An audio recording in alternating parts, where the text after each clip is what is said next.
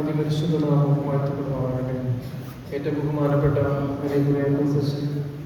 അല്പഹാരിയിലെ പ്രിയ ശുശ്രൂഷകരെ, പ്രിയ മാതാപിതാക്കളെ, സഹോദരങ്ങളെ, സ്നേഹമുള്ള കുഞ്ഞുങ്ങളെ, ഏവർക്കും തൃത്വനാമത്തിൽ സ്നേഹവന്ദനം. ഈശ്വരൻ നമ്മുടെ രക്ഷയ്ക്ക് വേണ്ടി നമുക്ക് സ്ഥാപിച്ചു തന്ന വലിയ ദാനമാകുന്ന പരിശുദ്ധമായ കുർബാനയുടെ ഓരോ സന്ദർഭവും ഓരോ കാര്യങ്ങളും അറിഞ്ഞുകൊണ്ടുള്ള ഒരു ദീർഘമായ യാത്രയുടെ ഒരു അവസാന ഘട്ടത്തിൻ്റെ ആ ഒരു സന്ദർഭത്തോട് നാം അടുത്തു വരികയാണ്. കഴിഞ്ഞ ആഴ്ച വിശുദ്ധ കുർബാനയിലെ രണ്ടാം ഭാഗമായ പരസ്യ ശുശ്രൂഷയുടെ ആദ്യത്തെ 2 അധ്യായങ്ങളെ കുറിച്ചാണ് നമ്മൾ ദീർഘമായി കാണുവാനായിട്ട് ശ്രമിച്ചത്. തുത്തേൻ തുടങ്ങുന്ന നമ്മൾ ഇരിക്കുന്ന ആ ഒരു അവസരത്തിലാണ് നമ്മൾ പറഞ്ഞു നിർത്തിയത്. ഇന്ന് നമ്മൾ ആരംഭിക്കുന്നതും വിശുദ്ധ കുർബാനയുടെ രണ്ടാം ഭാഗമായ പരസ്യ ശുശ്രൂഷയുടെ 3-ാം അധ്യായം, അതായത് തുത്തേനുകൾ എന്ന് പറയുന്ന ആ മധ്യസ്ഥ പ്രാർത്ഥനകളുടെ നിരയിൽ നിന്ന് തുടങ്ങുകയാണ്. വിശുദ്ധ കുർബാനയുടെ രണ്ടാം ഭാഗത്തിന്റെ 3-ാം അധ്യായം തുത്തേനുകൾ. മധ്യസ്ഥ പ്രാർത്ഥനകളാണ് ഈ തുത്തേനുകൾ എന്നതുകൊണ്ട് ഉദ്ദേശിക്കുന്നത്. നമുക്കറിയാം, നമുക്ക് ഏറ്റവും ഇഷ്ടപ്പെട്ട ഒരു സന്ദർഭമാണ്. കാരണം നമുക്ക് അല്പം ഇരിക്കാൻ പറ്റുന്ന ഒരവസരമാണ്. എന്നാൽ അത് റെസ്റ്റ് എടുക്കാനുള്ള ഒരു ബ്രേക്ക് ടൈം അല്ല, മറിച്ച് അത് വളരെ ഇമ്പോർട്ടൻ്റ് ആയ അതിപ്രധാനമായ മധ്യസ്ഥ പ്രാർത്ഥനകൾ ആ അവസരത്ത് കാർമ്മികനും ശുശ്രൂഷകരും നാം എല്ലാവരും ഒരുമിച്ച് ചേർന്ന് അനുഷ്ഠിക്കുന്ന ഒരു ദൈവികമായ ശുശ്രൂഷയാണ്. ഞാൻ പറഞ്ഞു, അത് മധ്യസ്ഥ പ്രാർത്ഥനകളാണ്. വാങ്ങിപ്പോയവരെയും ജീവനോടെ ഇരിക്കുന്നവരെയും ഓർത്തുകൊണ്ടുള്ള മധ്യസ്ഥ പ്രാർത്ഥനകൾ. ഈ തുത്തേൻ എന്ന വാക്കിന്റെ അർത്ഥം എന്നാൽ വീണ്ടും എന്നാണ്. തുത്തേൻ എന്ന വാക്കിന്റെ അർത്ഥം എന്നാൽ വീണ്ടും എന്നാണ്.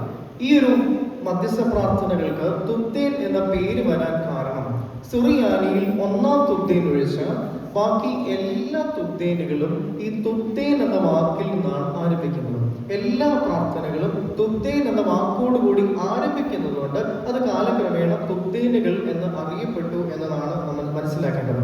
എത്ര തുത്തേനുകൾ ഉണ്ട് എന്ന് ചോദിച്ചാൽ നാം പൊതുവെ പറയുന്നത് എത്രണ്ണം ഉണ്ട്? ആ ഇരിപ്പ് ധ്യാനാത്മകമായി പോകുന്നുണ്ട് എന്ന് തോന്നുന്നു. 6 എണ്ണം. ഓക്കെ, 6 തുത്തേനുകൾ എന്ന് പൊതുവെ നമ്മൾ പറയുന്നുണ്ട്.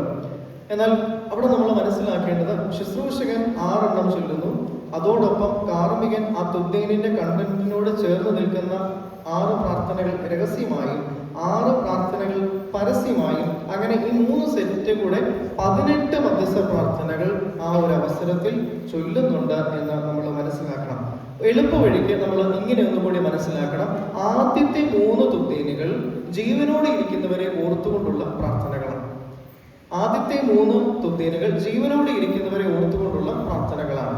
അവസാനത്തെ 3 അതായത് 4-ാമത്തെയും 5-ാമത്തെയും 6-ാമത്തെയും തുത്തേനുകൾ വാങ്ങിപ്പോയവരെ ഓർത്തുകൊണ്ടുള്ള, അവരെ ഓർക്കേണമേ എന്ന് പ്രാർത്ഥിക്കുന്ന മധ്യസ്ഥ പ്രാർത്ഥനകളാണ് അവസാനത്തെ 6 എണ്ണം എന്ന് നമ്മൾ മനസ്സിലാക്കണം.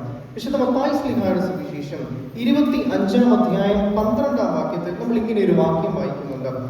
നിങ്ങളെ ഞാൻ അറിയുന്നില്ല എന്ന് തമ്പുരാൻ പറയുന്ന ഒരു വാചകമുണ്ട്. ഒരു ഉപമയിൽ നമ്മൾ കാണുന്ന ഒരു വാചകമാണ്.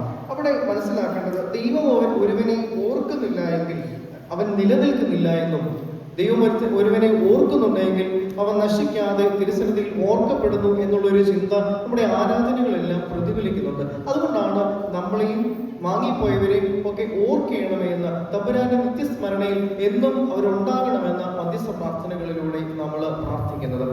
എല്ലാ മധ്യസ്ഥ പ്രാർത്ഥനകളും ഒന്ന് ദീർഘമായി ഡീറ്റെയിൽ ആയിട്ട് നമ്മൾ നോക്കാം.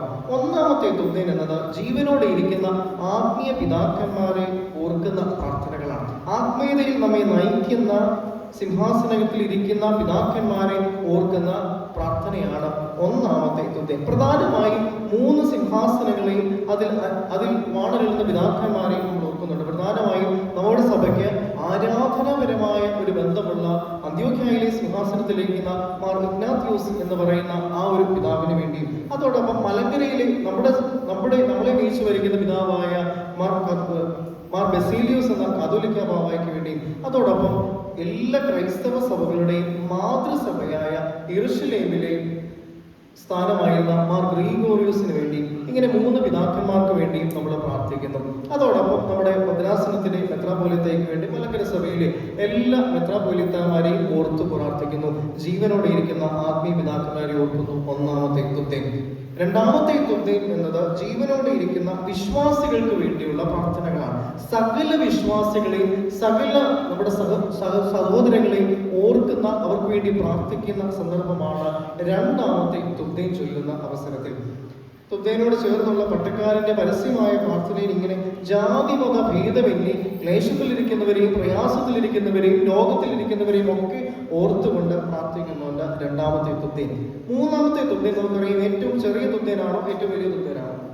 മൂന്നാമത്തെ തുദ്ദീൻ ചെറിയ തുദ്ദീനാണ്. ഈ ചെറിയ തുദ്ദീനിൽ നമ്മൾ ഓർക്കുന്നത് ജീവിച്ചിരിക്കുന്ന അല്ലെങ്കിൽ ജീവനോടെ ഇരിക്കുന്ന വിശ്വാസികളായ ഭരണകർത്താക്കൾക്ക് വേണ്ടിയുള്ള പ്രാർത്ഥനകളാണ്. നമ്മളെ ഭരിക്കുന്നവർക്ക് വേണ്ടി, രാജ്യങ്ങൾ തമ്മിലുള്ള സമാധാനത്തിന് വേണ്ടിയൊക്കെ ഈ ഒരു അവസരത്തിൽ പ്രത്യേകമായിട്ട് നമ്മൾ പ്രാർത്ഥിക്കുന്നുണ്ട്. നാലാമത്തെ തുദ്ദീൻ നമ്മൾ നോക്കുമ്പോൾ പരിശുദ്ധ ദൈവമാതാവിന്റെയും വാങ്ങിപ്പോയ പരിശുദ്ധന്മാരെയും ശുദ്ധവതികളെയും ഒക്കെ ഓർത്തുകൊണ്ടുള്ള മധ്യസ്ഥ പ്രാർത്ഥനയാണ്. നമുക്കറിയാം, ദൈവമാതാവിനെ ഓർക്കുന്നുണ്ട്, യോഹന്നാൻ സ്നാപകനെ, പരിശുദ്ധ പത്രോസ് പൗലോസ് സ്ലീഹന്മാരെ ഓർക്കുന്നു, നമ്മുടെ കാവൽ പിതാവായ മാർത്തോമാ സ്ലീഹായും സ്തെഫാന സഹതായും ഒക്കെ ഓർത്തുകൊണ്ടുള്ള മധ്യസ്ഥ പ്രാർത്ഥനകളാണ് നാലാമത്തെ തുദ്ദീൻ. ഇനി അഞ്ചാമത്തെ തുദ്ദീൻ നമുക്കറിയാം ഏറ്റവും വലിയ തുദ്ദീനാണ്. ഈ തുദ്ദീനിൽ ശരിയായ ക്രിസ്തീയ വിശ്വാസത്തിൽ അടിസ്ഥാനമിട്ട പുണ്യപിതാക്കന്മാരെ ഓർത്തുകൊണ്ടുള്ള പ്രാർത്ഥനയാണ്. ഒരു നീണ്ട ലിസ്റ്റ് നമ്മൾ വായിക്കുന്നുണ്ട്. ഈ ലിസ്റ്റ് ഓഫ് ഫാദേഴ്സ് അല്ലെങ്കിൽ ഓർത്തഡോക്സ് ഫാദേഴ്സ് ആരാണ് എന്ന് നോക്കിക്കഴിഞ്ഞാൽ AD 325 നിക്യാ സുനോദോസിലും AD 381 കുസ്തന്തീനോപോലിസ് സുനോദോസിലും അതോടൊപ്പം AD 431 എഫേസോസ് സുനോദോസിലും, അതായത് 3 സാർവത്രിക സുനോദോസിൽ പങ്കെടുത്ത പിതാക്കന്മാരെയും അതോടൊപ്പം കൽക്കദോന്യ സുനോദോസിന് ശേഷം ശരിയായ വിശ്വാസത്തിന് വേണ്ടി നിലനിന്ന പിതാക്കന്മാരുടെ ഒരു നീണ്ട നിരയാണ് അഞ്ചാം തുദ്ദീനിൽ നമ്മൾ ഓർക്കുന്നത്. ശരിയായ വിശ്വാസത്തിൽ, അതായത് യേശു തമ്പുരാൻ അപ്പോസ്തലന്മാർക്ക് പകർന്നു കൊടുക്കുകയും ആ അപ്പോസ്തലന്മാർ നമ്മളെ പഠിപ്പിച്ച വിശ്വാസത്തിൽ നമ്മളെ നയിക്കുവാൻ ശ്രമിച്ച പിതാക്കന്മാരെ ഓർത്തുകൊണ്ടുള്ള പ്രാർത്ഥനയാണ് അഞ്ചാമത്തെ തുദ്ദീൻ.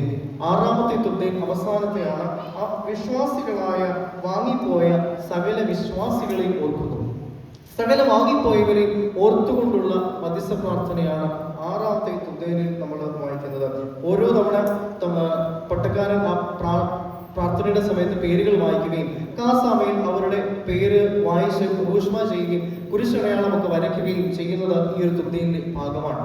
തുദ്ദീനുകൾ ഇവിടെ അവസാനിക്കുമ്പോൾ പട്ടക്കാരൻ തിരിഞ്ഞു നിന്നുകൊണ്ട്, പടിഞ്ഞാറോട്ട് തിരിഞ്ഞു നിന്നുകൊണ്ട് ആശീർവാദം നൽകുന്നത് നമ്മൾ കാണുന്നുണ്ട്. തുദ്ദീനുകൾക്കും കാർമികൻ സമാധാനം ആശംസിച്ചതിന് ശേഷം പട്ടക്കാരൻ നൽകുന്ന ആശീർവാദം, എത്ര ആശീർവാദം ഉണ്ടെന്നാണ് കഴിഞ്ഞ ആഴ്ച ഞാൻ പറഞ്ഞത്. 3 ആശീർവാദങ്ങളാണ് വിശുദ്ധ കുർബാനയിൽ ഉള്ളത്. ഒന്നാമത്തെ ആശീർവാദം എപ്പോഴായിരുന്നു? ശോഷമ ആഘോഷത്തിന് ശേഷം അത് തൃത്വത്തെ അഭിസംബോധന ചെയ്യുന്നു എന്ന് പറഞ്ഞു. രണ്ടാമത്തെ ആശീർവാദം ഇവിടെ കണ്ടിപ്പിന്റെ ശുശ്രൂഷയ്ക്ക് മുമ്പ് തുദ്ദീനുകൾക്ക് ശേഷം നൽകുന്നു. ഇത് പുത്രൻ തമ്പുരാനെ അഭിസംബോധന ചെയ്തുകൊണ്ടുള്ള ഒരു ആശീർവാദമാണ്. ഇത് കൊരിന്ത്യർക്ക് എഴുതിയ 1-ാം ലേഖനം 16-ാം അധ്യായം 23-ാം വാക്യം, കൊരിന്ത്യർക്ക് എഴുതിയ 1-ാം ലേഖനം 16-ാം അധ്യായം 23-ാം വാക്യത്തിലും ഗലാത്യർക്ക് എഴുതിയ ലേഖനം 6-ാം അധ്യായം 18-ാം വാക്യത്തിലും നമ്മൾ കാണുന്ന, അതായത് ഗലാത്യർക്ക് എഴുതിയ ലേഖനത്തിലും 1 കൊരിന്ത്യർക്കും അവസാനത്തെ ആശീർവാദമാണ് നമ്മൾ ഈ സമയത്ത് ഇവിടെ കാർമികൻ നമുക്ക് നൽകുന്നത്. ഈ സമയത്ത് മറയിടുന്നതായി നമ്മൾ കാണുന്നുണ്ട്. മറയിടുന്ന പിന്നീട് അങ്ങോട്ട് രഹസ്യമായ ഒരു ശുശ്രൂഷയാണ്. ഈ ആശീർവാദത്തിന് ശേഷം മറയിടുന്നത് എന്തിനാണ് എന്ന് ചോദിച്ചാൽ നമുക്കറിയാം, ഒരു ശുശ്രൂഷ ഇവിടെ ആരംഭിക്കുന്നുണ്ട്. ആ ശുശ്രൂഷയുടെ പേരെന്താണ്? വിശുദ്ധ കുർബാനക്രമത്തിൽ നമ്മൾ കാണുന്ന ഒരു കണ്ണിപ്പിന്റെ ശുശ്രൂഷ എന്നാണ് ആ സമയത്ത് പറയുന്നത്. കർത്താവിന്റെ മരണസമയത്ത് സൂര്യൻ ഇരുട്ടുന്നതിനെയും ലോകം മുഴുവൻ ഇരുട്ട് മൂടിയതിനെയും ഒക്കെ ഓർത്തുകൊണ്ടാണ് ആ സമയത്ത് മറയിടുന്നത്. മാത്രമല്ല, യേശുതമ്പുരാന്റെ ക്രൂശീകരണത്തിലും യേശുതമ്പുരാന്റെ കബറടക്കവും യേശുതമ്പുരാന്റെ ഉയർത്തെഴുന്നേൽപ്പെല്ലാം രഹസ്യാത്മകമായി രാത്രിയുടെ മറവിലൊക്കെ നടന്നതുകൊണ്ടാണ് ആ സമയത്ത് മറയിട്ട് ഈ സന്ദർഭങ്ങളെ ഓർത്തെടുക്കുന്ന ശുശ്രൂഷകൾ രഹസ്യമായി നടത്തുന്നത്. ആ സമയത്ത് നമുക്കറിയാം, മറയുടെ ഈ ഒരു മറ ലൈറ്റ് ആയതുകൊണ്ട് നമുക്ക് അകത്ത് നടക്കുന്നത് അല്പസ്വല്പമൊക്കെ കാണാനായിട്ട് കഴിയുമെന്നാണ് എൻ്റെ ഒരു വിചാരം.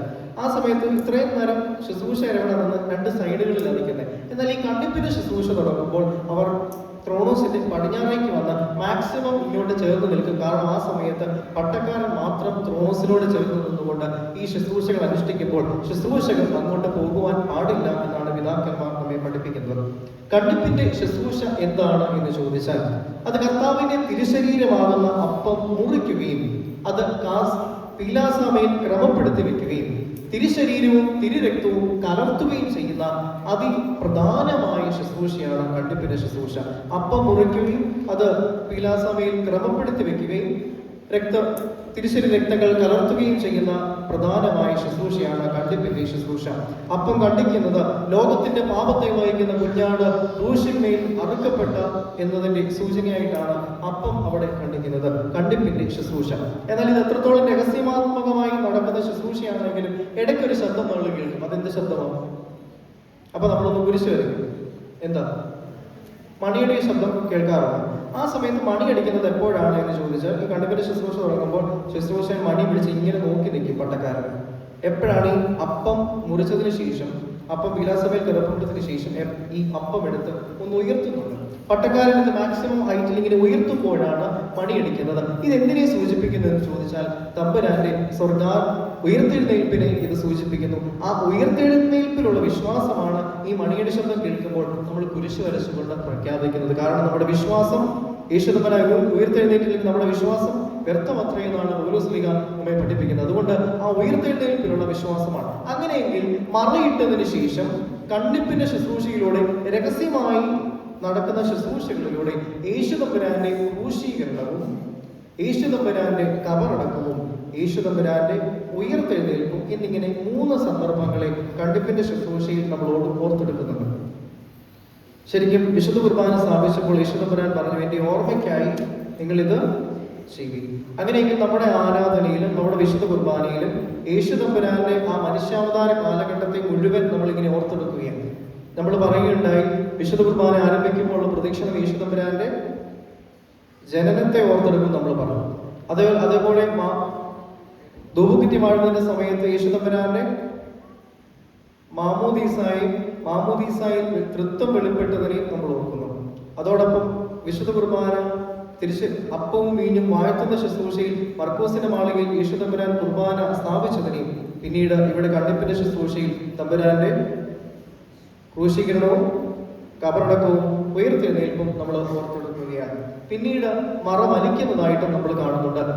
ഉയർത്തെഴുന്നേൽപ്പിന് ശേഷം തന്റെ സ്ലീഹന്മാരെ യേശുദമ്പുരാൻ കാണുവാൻ വന്ന് സ്വർഗം തുറന്ന് കാണുവാൻ വന്നതിനെ ഇവിടെ ഓർത്തെടുത്തുകൊണ്ടാണ് ആ സമയത്ത് മറ വലിച്ചിട്ട് പിന്നീട് അങ്ങോട്ടുള്ള ശുശ്രൂഷകൾ ആരംഭിക്കുന്നത്. ഇവിടെ മറ വലിക്കുമ്പോൾ 3-ാം അധ്യായം അവസാനിക്കുക, 4-ാം അധ്യായം തുടങ്ങുകയാണ്.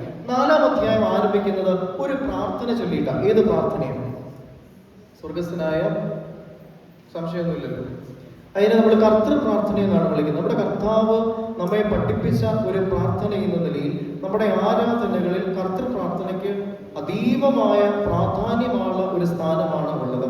മത്തായി ശ്ലീഹായുടെ സുവിശേഷം 6-ാം അധ്യായം 9 മുതൽ 13 വരെയുള്ള വാക്യങ്ങളിലും ലൂക്കോസിന്റെ സുവിശേഷം 11-ാം അധ്യായം 2 മുതൽ 4 വരെയുള്ള വാക്യങ്ങളിലാണ് ഈ കർത്തൃ പ്രാർത്ഥന നമ്മൾ വായിക്കുന്നത്. ഇനി ഇത് ഇപ്പോൾ എന്തിന് ചൊല്ലുന്നു എന്ന് ചോദിച്ചാൽ, യേശു തമ്പുരാൻ ഇവിടെ തിരുശീല മൂടി കഴിയുമ്പോൾ നമ്മുടെ കർത്താവിന്റെ മരണവും കബറടക്കവും ഉയർത്തെഴുന്നേൽപ്പും ഒക്കെ നമ്മൾ ഓർത്തെടുക്കുന്നുണ്ട് എന്ന് നമ്മൾ പറയുകയുണ്ടായി. ആ ശുശ്രൂഷയിലൂടെ പിതാവാം ദൈവത്തിന് നാം മക്കളും പുത്രൻ തമ്പുരാന് സഹോദരങ്ങളുമായി തീരുന്നതിന്റെ ഒരു അവകാശ ബോധ്യത്തിൽ നിന്നുകൊണ്ടാണ് നമ്മൾ എളിമയോടെ സ്വർഗസ്ഥനായ ഞങ്ങളുടെ പിതാവേ എന്ന് പ്രാർത്ഥിക്കുന്നത്. അതിനുശേഷം തലകുനിക്കുവാനുള്ള ആഹ്വാനം ശുശ്രൂഷകൻ ചൊല്ലുന്നുണ്ട്. അവിടെ നമ്മൾ ഇടവായന വയ്ക്കുന്നുണ്ട്. അണയ്ക്കപ്പെട്ട ഈ രഹസ്യങ്ങൾ കൈക്കൊള്ളുന്നതിന് മുമ്പ് വീണ്ടും കരുണയുള്ള കർത്താവിന് മുമ്പാകെ നാം തലകുനിക്കണം. ഈ രഹസ്യങ്ങളെ അനുഭവിക്കുന്നതിന് എനിക്ക് യോഗ്യതയില്ല, എങ്കിലും ഇത് തമ്പുരാന്റെ ദാനമാണ് എന്നുള്ള ബോധ്യത്തിൽ എന്റെ തമ്പുരാനെ ഈ രഹസ്യങ്ങളെ സ്വീകരിക്കുവാൻ എന്നെ പ്രാപ്തനാക്കണമെന്ന് പ്രാർത്ഥിച്ചുകൊണ്ട് നമ്മൾ വളരെ ആത്മീയമായിട്ട് തലകുനിച്ചുകൊണ്ട് നിൽക്കുവാനുള്ള ആഹ്വാനം. അതിനുശേഷമാണ് എന്തുണ്ട്? ആശീർവാദം നൽകുന്നുണ്ട്. വിശുദ്ധ കുർബാനയുടെ എത്രാമത്തെ ആശീർവാദമായത്? മൂന്നാമത്തെ ആശീർവാദം അവസാനത്തെ ആശീർവാദമാണെന്നാണ് നമ്മൾ കണ്ടത്. ആദ്യത്തെ ആശീർവാദം ശോഷപ്പ ആഘോഷത്തിന് ശേഷം തൃത്വത്തെ അഭിസംബോധന ചെയ്യുന്നുവെന്നും, രണ്ടാമത്തേത് തുദ്ദേനകൾക്ക് ശേഷം പുത്രൻ തമ്പുരാനെ അഭിസംബോധന ചെയ്യുന്നുവെന്നും, മൂന്നാമത്തേത് ഇവിടെ കർത്തൃപ്രാർത്ഥനയ്ക്ക് ശേഷം തൃത്വത്തെ തന്നെ അഭിസംബോധന ചെയ്തുകൊണ്ടുള്ള മൂന്നാമത്തെ ആശീർവാദം. ഈ 3 ആശീർവാദങ്ങളോടെ കുർബാന അനുഷ്ഠിക്കുന്ന കാർമികൻ ജനത്തിന് നൽകേണ്ട 9 ഊഷ്മാകളും ഇവിടെ അവസാനിക്കുകയാണ്. ഇനി ഈ ഒരു ആശീർവാദത്തിന് ഒരു പ്രത്യേകതയുണ്ട്. അടുത്ത തവണ വിശുദ്ധ കുർബാന നമ്മൾ പങ്കുകൊള്ളുമ്പോൾ ഈ ആശീർവാദം, അതായത് കർത്തൃ പ്രാർത്ഥനയ്ക്ക് ശേഷമുള്ള ആശീർവാദം ഒന്ന് ശ്രദ്ധിച്ച് കേൾക്കണം. വിശുദ്ധ തൃത്വം എന്താണ് എന്നതിന്റെ ഒരു ഡെഫിനിഷനാണ് ശരിക്കും ഈ ഒരു ആശീർവാദം. തൃത്വം എന്താണ് എന്ന് ചോദിച്ചാൽ അതിന്റെ ഒരു ഉത്തരമാണ് ഈ ആശീർവാദത്തിലൂടെ പട്ടക്കാരൻ നൽകുന്നത്. പരിശുദ്ധവും മഹത്വമുള്ളതും സൃഷ്ടി അല്ലാത്തതും സ്വയംഭൂവും അനാദ്യന്തവും വന്യവും സാരാംശത്തിൽ ഒന്നായിരിക്കുന്നതുമായ വിശുദ്ധ തൃത്വം. ഒന്നുകൂടി വായിക്കാം.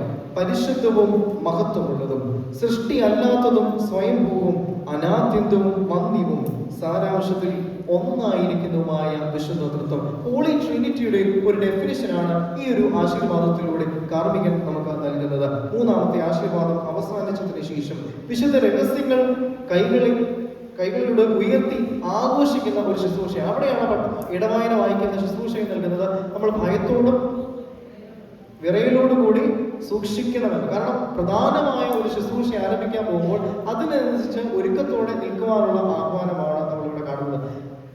ജനമെല്ലാം കാണത്തക്ക രീതിയിൽ കാസായും പീലാസയും കാർമികൻ ഉയർത്തി ആഘോഷിക്കുകയാണ്. അത് ഉയർത്തുന്നത് എന്താണ് എന്ന് ചോദിച്ചാൽ ഇവിടെ യേശുദമ്പുരാന്റെ സ്വർഗാരോഹണ സമയത്തെ നമ്മൾ ഓർക്കുകയാണ്. യേശുദമ്പുരാന്റെ സ്വർഗാരോഹണത്തെ നമ്മളിവിടെ ഓർത്തെടുക്കുകയാണ്. അതോടൊപ്പം സ്ലിഹന്മാരുടെ മേൽ പരിശുദ്ധ റൂഹ ആവസിച്ച സന്ദർഭവും ഇവിടെ നമ്മൾ ഓർത്തെടുക്കുകയാണ്. പരിശുദ്ധ തൃത്വത്തിലുള്ള നമ്മുടെ വിശ്വാസം ഏറ്റുപറയുന്ന വളരെ പ്രധാനപ്പെട്ട ഒരു ശുശ്രൂഷയാണ് ഇത്. നമ്മുടെ സൃഷ്ടാവായ പിതാവും നമ്മുടെ രക്ഷിതാവായ പുത്രനും നമ്മെ പൂർണ്ണമാക്കുന്ന പരിശുദ്ധ റൂഹായുമാകുന്ന വിശുദ്ധ തൃത്വ ദൈവത്തെ മഹത്വീകരിക്കുന്ന അതിപാവനവും നിർമ്മലവുമായിരിക്കുന്ന ഒരു ശുശ്രൂഷയാണ് നമ്മളിവിടെ കാണുന്നത്.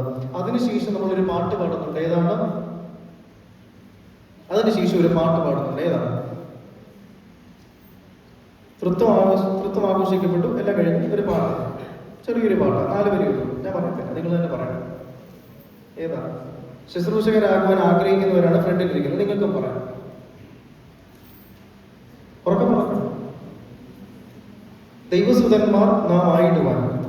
ആ പാട്ട് ശരിക്കും എബ്രായർക്ക് എഴുതിയ ലേഖനം 13-ാം അധ്യായം 7-ാം വാക്യത്തെ അടിസ്ഥാനപ്പെടുത്തി എഴുതിയ ഒരു ഗാനമാണ്. അതിന്റെ ഒരു ഗദ്യരൂപം ഇങ്ങനെയാണ്: ദൈവത്തിന്റെ മക്കളായി തീരുവാൻ ജീവിച്ചിരുന്നപ്പോൾ നമ്മെ പഠിപ്പിച്ചവരായ നമ്മുടെ പിതാക്കന്മാരെ നമസ്കാരങ്ങളിലും കുർബാനകളിലും ഓർക്കണം. അഴിവില്ലാത്ത സ്വർഗ്ഗരാജ്യത്തിൽ നീതിമാന്മാരുടെ പുണ്യവാന്മാരുടെ ദൈവപുത്രൻ അവരെ ആശ്വസിപ്പിക്കട്ടെ. അതായത് വിശുദ്ധന്മാരുടെ സംസർഗം എത്രമാത്രം അനിവാര്യമാണ് എന്ന് ഈ പാട്ടിലൂടെ പിതാക്കന്മാർ നമ്മെ പഠിപ്പിക്കുകയാണ്. ഈ പാട്ടിലൂടെയാണ് നമ്മൾ എന്തിലേക്ക് കടക്കുന്നത്? ധൂപാർപ്പണത്തിലേക്ക് കടക്കുന്നത്. ധൂപപ്രാർത്ഥനയുടെ ഒരു ശുശ്രൂഷയാണ് പിന്നീട് വരുന്നത്. ഈ ധൂപപ്രാർത്ഥന കുക്കിലിയോൻ എന്നാണ് എഴുതിയിരിക്കുന്നത്. കുക്കിലിയോൻ എന്ന സുറിയാനി വാക്കിന്റെ അർത്ഥം വൃത്തം എന്നാണ്. ഒരു നീര അല്ലെങ്കിൽ ചക്രം എന്നൊക്കെ പറയാറുണ്ട്. ഇതെന്തിനാണെന്ന് ചോദിച്ചാൽ ആ കുർബാനക്രമത്തിന്റെ പേജ് എടുത്തറിയാൻ നമുക്കറിയാം.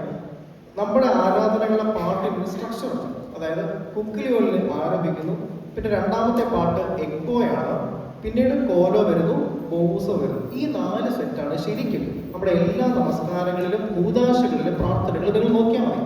ഈ ഒരു സ്ട്രക്ചർ കറക്റ്റ് കംപ്ലീറ്റ് ചെയ്ത് വീണ്ടും വീണ്ടും ചൊല്ലുന്നത് കൊണ്ടാണ് ഇതിന് കുക്കിലിയോൻ എന്ന ധൂപ്രാർത്ഥനയിൽ നമ്മൾ ചൊല്ലുന്നത്. ഈ 5 കുക്കിലിയോനുകളുണ്ട്. ഒന്നാമത്തേത് ദൈവമാതാവിന്റെ നാമത്തിലുള്ള നിന്നാൾ സ്തുതിയോടും രാജമകൾ.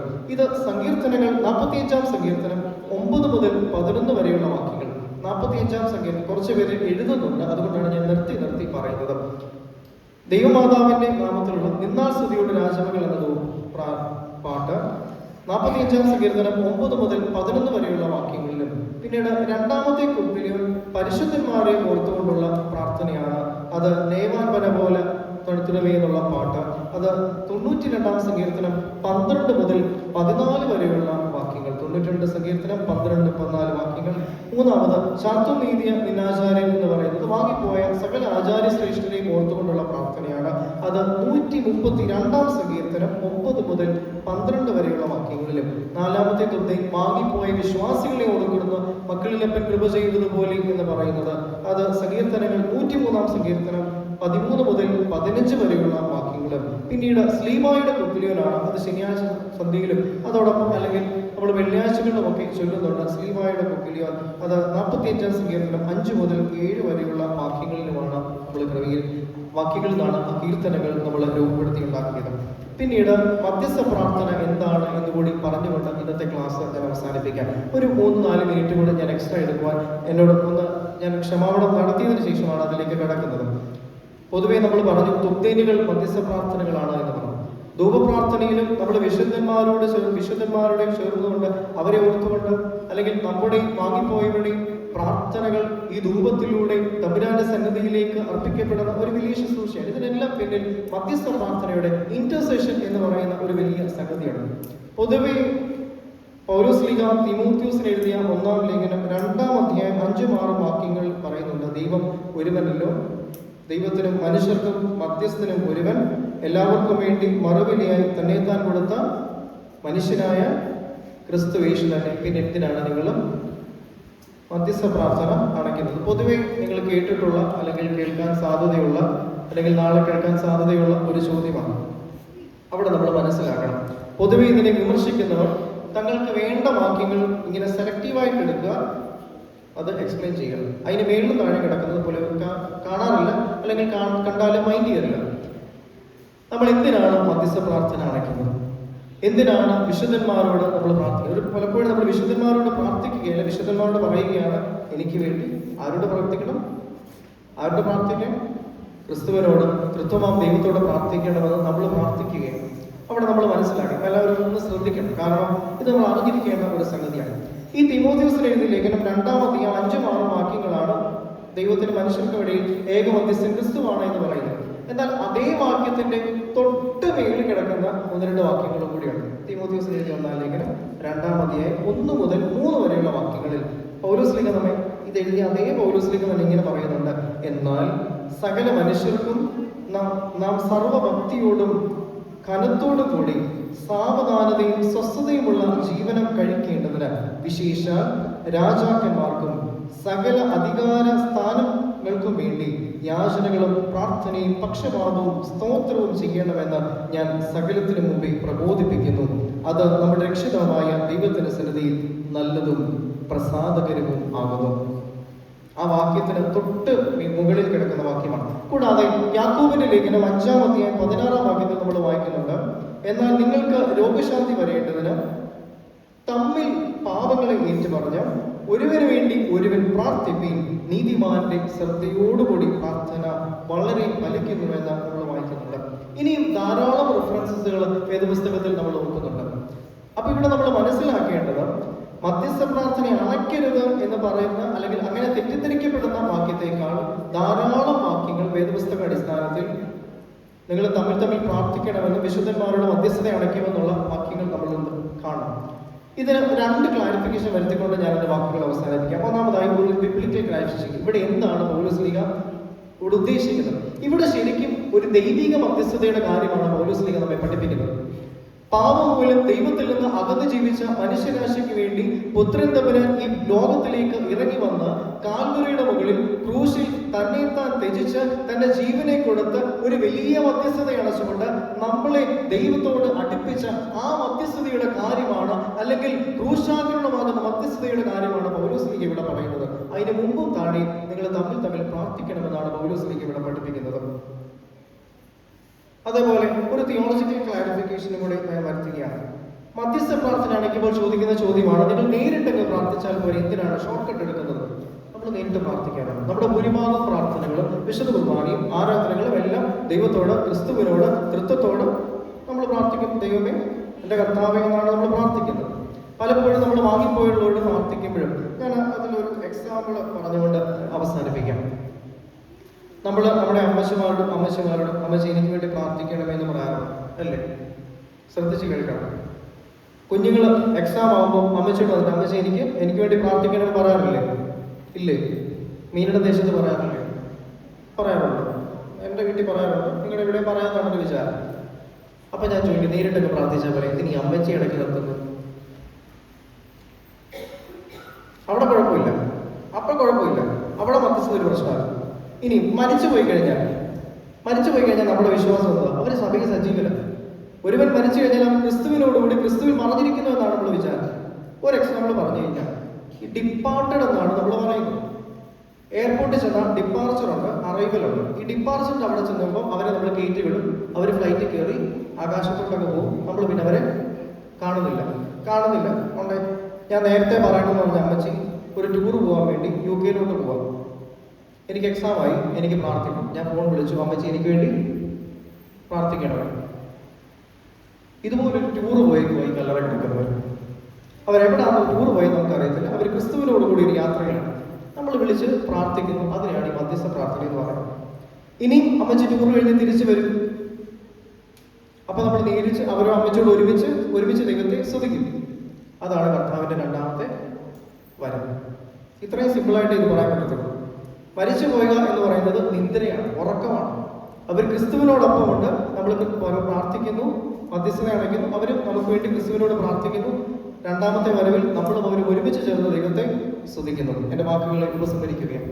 നമ്മൾ ഇന്ന് വിശുദ്ധ കുർബാനയുടെ രണ്ടാം ഭാഗമായ പരസ്യ ശുശ്രൂഷയുടെ 3ഉം 4ഉം അധ്യായങ്ങളാണ് പറയുവാനായിട്ട് ശ്രമിച്ചത്. മൂന്നാമത്തെ അധ്യായം തുദ്ദേനുകളാണെന്ന് പറഞ്ഞു. മധ്യസ്ഥ പ്രാർത്ഥനകളാണ്. തുദ്ദേനുകൾക്ക് ശേഷം പുത്രൻ തമ്പുരാനെ അഭിസംബോധന ചെയ്യുന്ന ആശീർവാദം, അതിനുശേഷം തമ്പുരാന്റെ ക്രൂശീകരണത്തെയും കബറടക്കത്തെയും ഉയർത്തെഴുന്നേൽപ്പിനും ഓർത്തുകൊണ്ടുള്ള കണ്ണിപ്പിന്റെ ശുശ്രൂഷ, അതിനുശേഷം ആശീർവാദം നൽകി പിന്നീട് വിശുദ്ധ തൃത്വത്തെ ആഘോഷിക്കുന്ന ഒരു വലിയ ശുശ്രൂഷ, സ്വർഗാരോഹണത്തെ അനുസ്മരിക്കുന്നു. അതിനുശേഷം ധൂപപ്രാർത്ഥനകൾ നടത്തുന്നു.